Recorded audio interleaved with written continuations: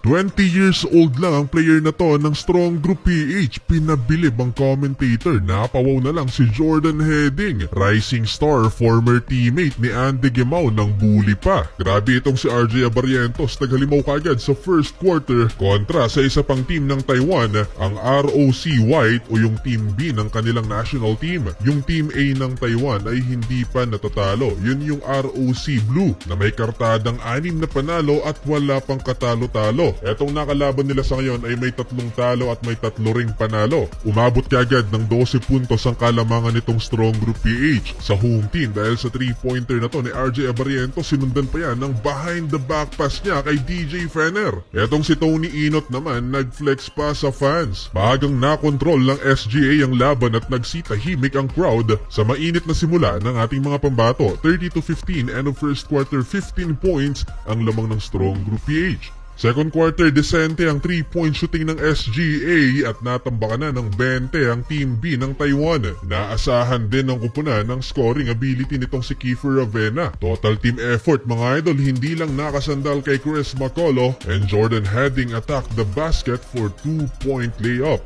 Isa sa pinakabatang player na dinala ng Strong Group PH dito sa Taiwan ay itong si Titing Manalili. Pinabilib niya ang commentator sa behind the back no-look pass kay Chris McCullough in transition, nakakuha pa ng foul.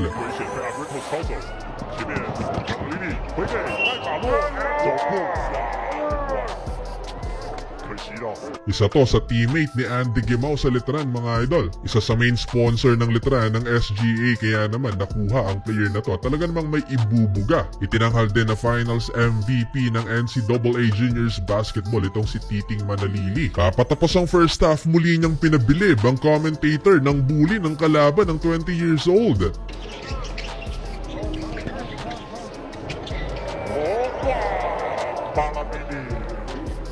Solid first half for Team Philippines, 57-31. Galit na ang coach ng Taiwan. Nagsimula ang third quarter na foul itong si Jordan Heading beyond the arc. 3 free throws at nasundan pa yan ang assist niya kay Chris McCullough slam dunk. Wala pa din nga pala mga idol sa Renz Abando, Angelo Kwame at yung isa pang import ng SGA dahil naman sa injury. No match ang mga big man itong Team B ng Taiwan, pero in fairness mga bata din ang mga nakalaban sa ngayon ng ating mga pambato. 2 minute remaining, napatalon sa kalaban si Kiefer Ravena na outbalance. Eto, another assist for RJ Abarientos, libreng-libre sa ilalim, and Chris McCullough step back 3-pointer.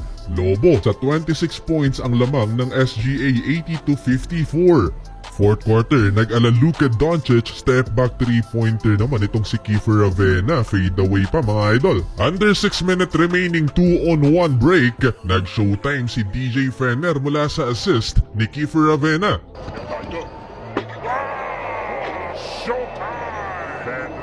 Lobo na sa 30 points ang lamang ng SGA. Nakahinga na ng maluwag si Coach Charles Chu. Pinasok na ang bench players at sa huli nakuha ng Strong Group PH ang panalo. 7 straight wins at next game, battle for championship.